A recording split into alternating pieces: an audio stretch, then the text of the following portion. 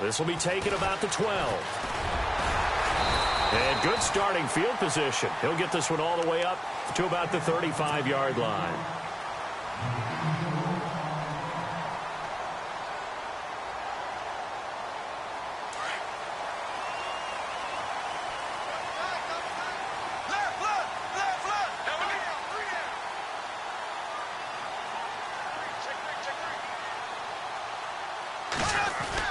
Bortles now on first down. Trying to get it to Robinson, and it's intercepted. Picked off by Terrell Suggs. And a super return as he gets us all the way down inside the 25-yard line. It certainly was a disappointing end to the season for Baltimore as their offense comes back onto the field. But everyone remembers Cincinnati knocking them out of the playoffs on that Andy Dalton to Tyler Boyd play. They finished 9-7. The interesting thing was they had a plus 92 points differential, which was fourth best in the AFC. So that tells me, and we saw it throughout the season, they were back to playing Baltimore Ravens defense. And that really helped their offense out in a big way. I think they still need help at the skill positions. They've got to upgrade at wide receiver. Alex Collins stepped in and played well at running back, but he needs some help as well. And, of course, Joe Flacco is going to have to continue to get better at his position. They've got to score more points and help out that defense, which played so well in 2017. So the incomplete pass brings up second down. Operating out of the gun, Flacco. And he is out of bounds, looks like right at the 15. Give him 8 on the play, and that's going to lead to a third down. That's a matchup maybe they go back to their outer third of the field as this game continues. Yeah, I think back to my high school coach, John Ford. He used to say when we got big plays early in a game or good plays, he'd always say, foul it away, lad, foul it away, because he'd want to come back to it later in a key situation. They may come back to this one a little more often than that. Didn't he say laddie or did he say lad? Yeah, it just depends on what he was feeling at the moment. Okay, I thought that was the guy you told me about that used to say laddie a lot. Laddie? When you heard laddie, he was usually in a pretty good mood. Lad? Yeah. And 5 yards on the play there as the drive will continue.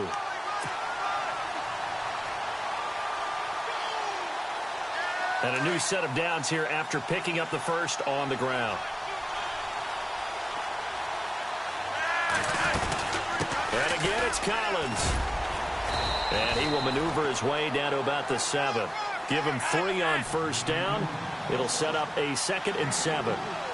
Well, they didn't get a whole lot out of that one, but I think you got to continue to try and run and try to keep the defense honest. You mean also just sit back, dare you to throw it on every down? Yeah, you get your... And this is caught. Touchdown, Baltimore.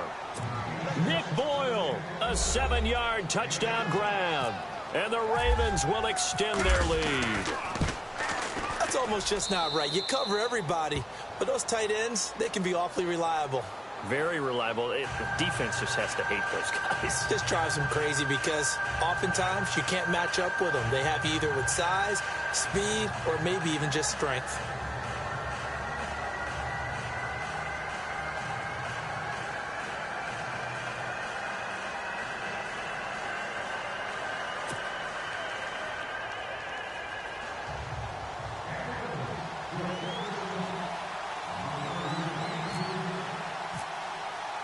Here's Tucker now out to kick this one away.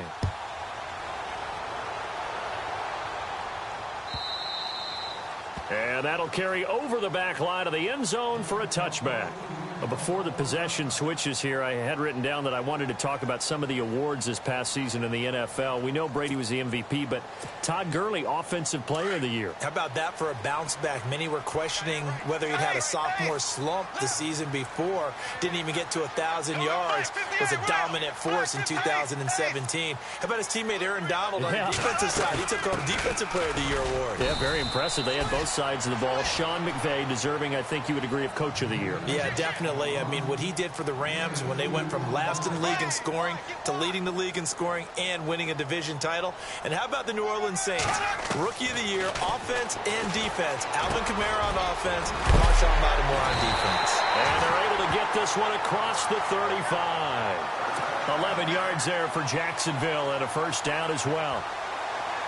And this is why trying to cover the angle route is so difficult. Anyone playing the linebacker position, when they see a running back out of the backfield widen, because he heads towards the flat first, oftentimes you widen too much and overcommit.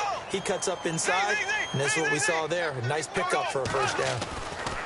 On 1st and 10, here's Bortles. They find some open field here. And he'll be out of bounds up past the 45. Back-to-back 11-yard gains, and they've got another first down.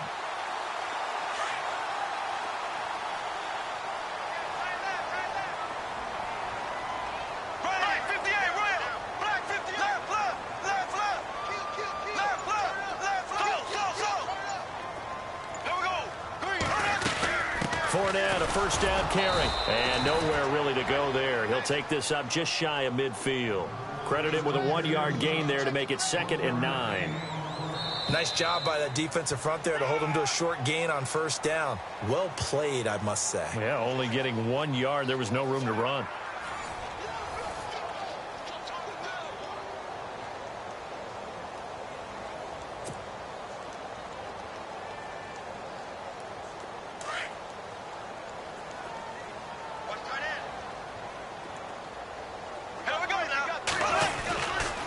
Second down, here's Fournette. No dice this go-around. He's hit behind the line and taken down. He lost 2 there, and it's 3rd down. When you're putting together a formula for winning defense, it's exactly what we're seeing in this game. Controlling the line of scrimmage, attacking, and changing everything so that now they're playing in the offense's backfield. They're playing an excellent game.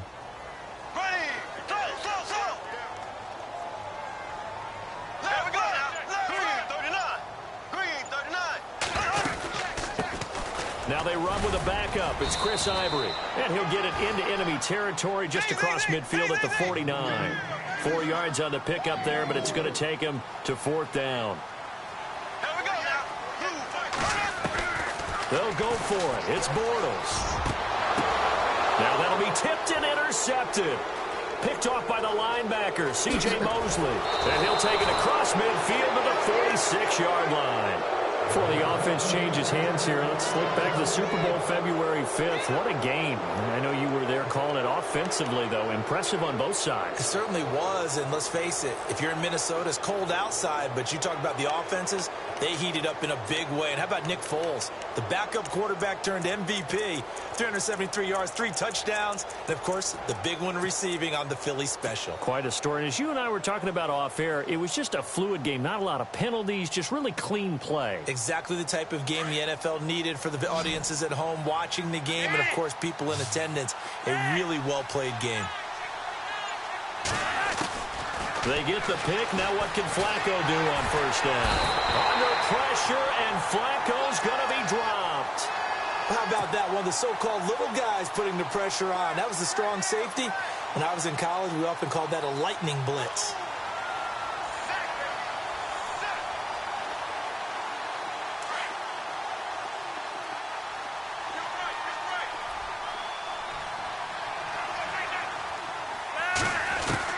Second down, Flacco now. He's going to fire one deep over. That's caught inside the 20. And they will finally catch him, but not before he gets it to the 11. A big play that time for the Ravens. 43 yards.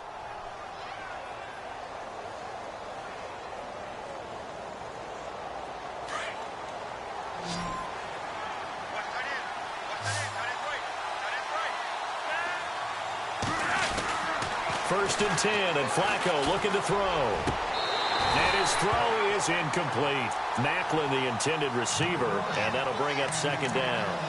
The way he's been slinging it in the first half, you expect everything he throws to go for a touchdown, but I guess he's going to have to wait to try and pick up that third, isn't he? Yeah, I thought he had him for a second, but you're right, not to be. And on the outside, they're playing press coverage.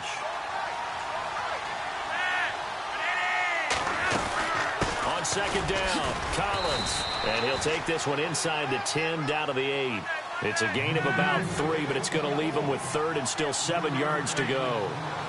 Well, that call makes sense because they've been throwing it well on this drive, and once again they show passing formation, showing the shotgun, and they ran out of it. That's a nice play by them defensively, though, to hold it. And this is going to be intercepted. Picked off by Barry Church. And a big turnover there as his guys will get the football back. Jags taking over on offense here in a second. And what a season, Charles, it was for Jacksonville. Some people did like them as a dark horse coming into the year, and they really responded. Heard recently at one of the, all-star games, college all-star games, a scout saying, well, heck, haven't they been the dark horse for the last 5 years coming into the season? And he seemed a little bit bitter, so I'm going to let him go. And for the third time here in this half, it's intercepted. Picked off here by Jimmy Smith. And he will bring this back. It's a pick six and a Raven touchdown. Well, we know this defense has athleticism. Spots like that prove us right. I love the way that you spotlighted the athleticism because you and I both know the best athletes on the field, they play on defense. Oh, no, I was a kicker. You got to remember that now. Come on, come on. Fine. So they throw the pick six. They'll get another shot at it now as this one's in the air. That's fielded in the end zone. And the decision to bring it out will cost him about 5 yards as he'll get this only back to the 20. So the football switching hands here in just a second. And, Tom Brady, just to go off on a tangent for a second, may have lost the Super Bowl, but third MVP this past season, and what he did at age 40, really something, right, Charles? Absolutely phenomenal. Ended up beating out Todd Gurley, the running back for the Los Angeles Rams. But he would have traded it for a Super Bowl win, don't you think? How about this? The last 9 NFL MVPs to play in the Super Bowl that same season, 0-9. Yeah. You go all the way back to Kurt Warner in, 1999, where he won the double? We were going over that stat earlier. That is hard to believe. But he would have been the MVP had the Patriots pulled that one out. Yeah, he still has 5 rings, though. 5 Super Bowl titles for Brady. 2 minutes to play here in the first half. Back with more from Jacksonville. Don't go anywhere. We'll be back after this.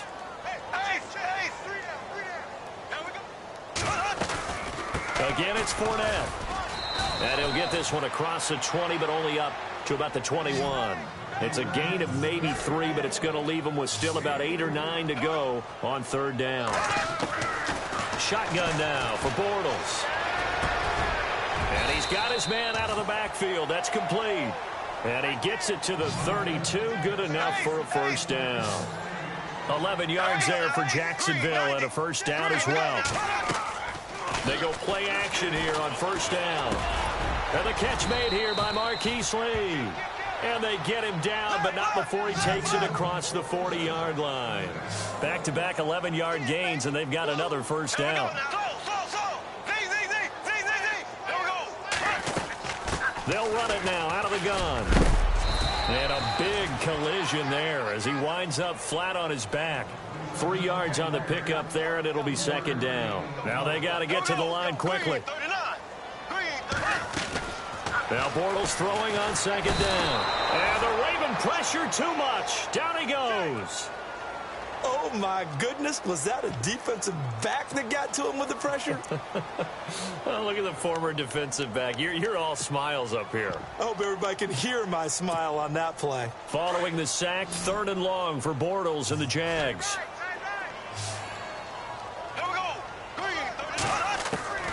From the gun, it's Bortles.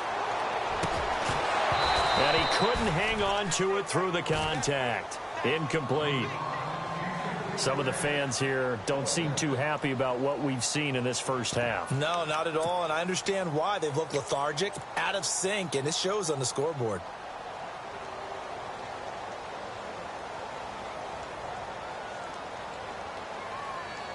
So 4th and 15, but the offense is staying out there to go for it.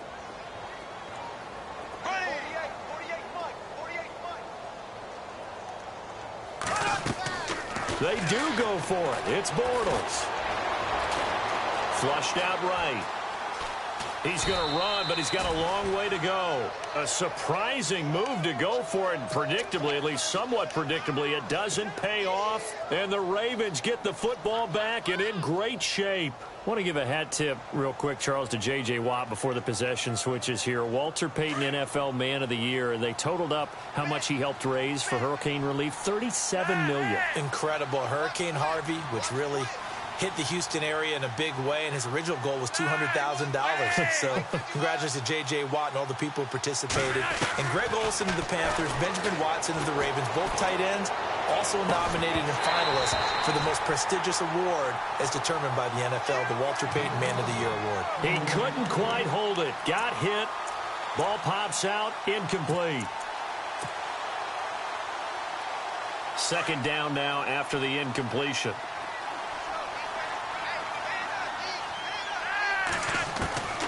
From the gun, Flacco. That's going to be knocked away and incomplete. Jeremy Maclin, the intended receiver. And that'll make it third down. They're going for a receiver there. Already has one touchdown in this first half. A second one not to be. I like where their headspace is, though. I mean, I really like the thought process, right? You got a guy who's already scored one, right? You want to go back to him, continue the hot hand, and make them adjust to you defensively. I like what they were trying to get done, even though they weren't successful. This defense could use some more of these types of plays. How about him reading it, driving on the football, and he's right there for the pass breakup.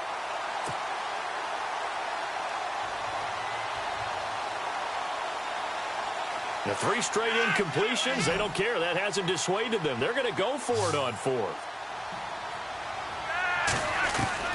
They're going to try it. Here's Flacco. And he's going to be out of bounds down inside the 20 at the 15. It's a gain of 24 that time. And it'll give the Ravens a first down.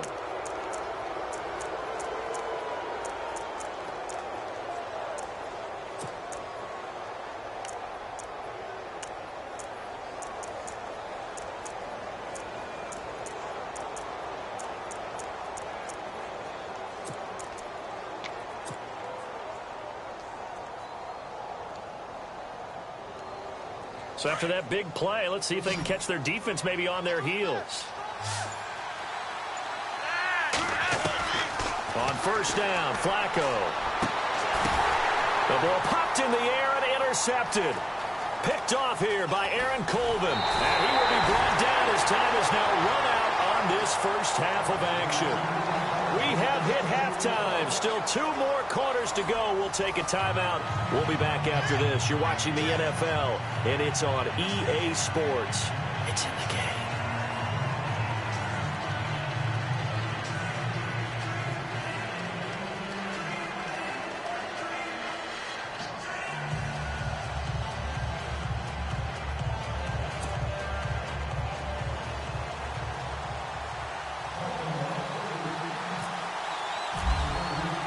Both teams appear ready for the fight ahead, and we resume action here in quarter number 3. That's fielded in the end zone. They'll bring it back to just about the 25, call it the 24-yard line. Out come the Jaguars now as he'll go on offense first here in this third quarter. And last time they were very fortunate, this offense. They went for it on 4, turned it over in their own territory, but the other guys held up. They didn't give up any points. So how about the guy with the #1 headset on the sidelines, the head coach? That was planned going into it, not necessarily to not get the first down or to have the defense have to hold up. But he trusted his defense. Trusted his defense very much, and I think that's how he's going to play this game. Go for it, be aggressive, because I've got the Wild Bunch backing me up over here on my own sideline. Now we'll see what his offense can do. Looking to jam the receivers at the line here. Press coverage look defensively.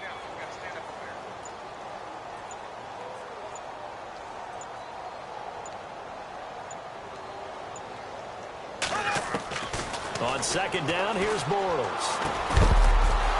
And the hit jarred it loose. It's incomplete. So he can't hang on, and as I watch that unfold, I remembered an expression that I've heard, maybe from you, I don't know, but you're going to get hit anyways, might as well hold on to the ball. Well, you know a coach said that, right? Yeah. Not an actual player. Not a chance at all. Way easier said than done.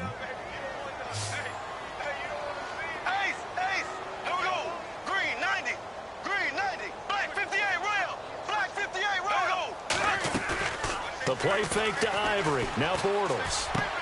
He's got the hook up to Lee. And now nothing but green ahead of him. The 20. Touchdown, Jaguars.